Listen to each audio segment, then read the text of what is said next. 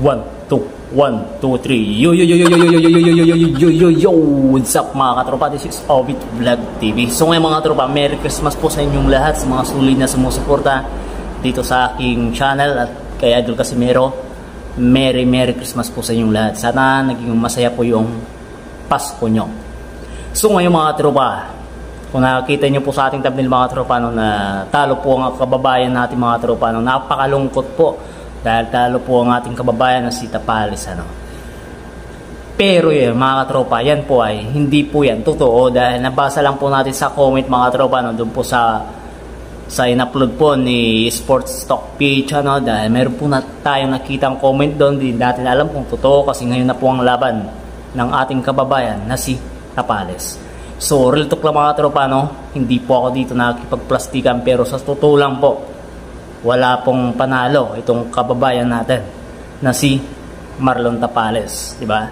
So alam naman po natin na naglaban na po si Noe at itong pinakamalakas na pambato natin na itong si Donaire, di ba? So natalo po itong ating idol na si Donaire. Dito pa kaya kay Tapales, di ba? So yun lang mga tropa, babasahin po natin yung nag-comment sabi niya dito.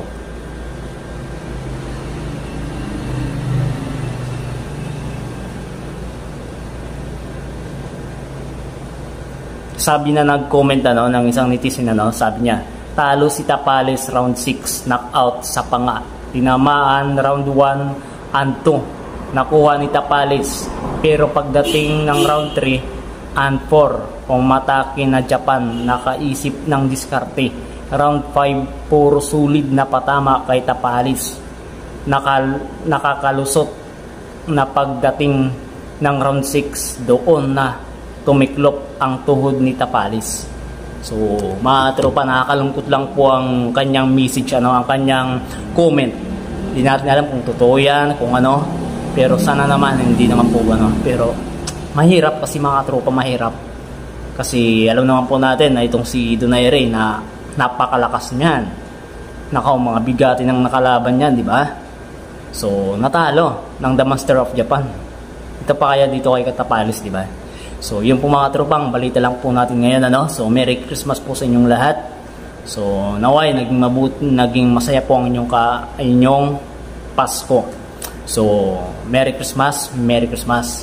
At sa mga solid Casimero dyan lang po kayo.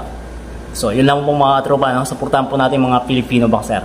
Pero sa pagkakataon to, Tapales versus Inoue, huwag na po tayo magplastikan. Dahil alam ko kay Inoue kayo pupusta, kay Inoue yung suporta nyo. Pero suporta natin sa Pilipino, pero yung pusta kay Inoue. Yun lang. Bye. Peace out. Obit Vlog TV po. Subscribe na.